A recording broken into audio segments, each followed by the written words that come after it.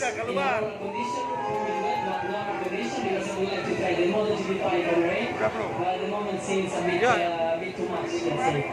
So, you know, the team has Ducati have so much experience in the way they just put a city that they tell you will work.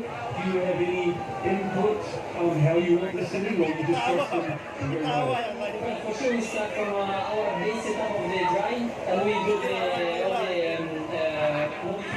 modifies for the wet.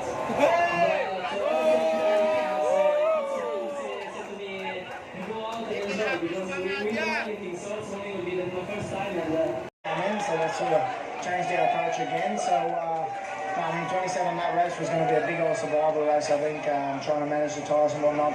20 laps sort of brought it back in the safe range, let's say, where you could be able to push a bit more.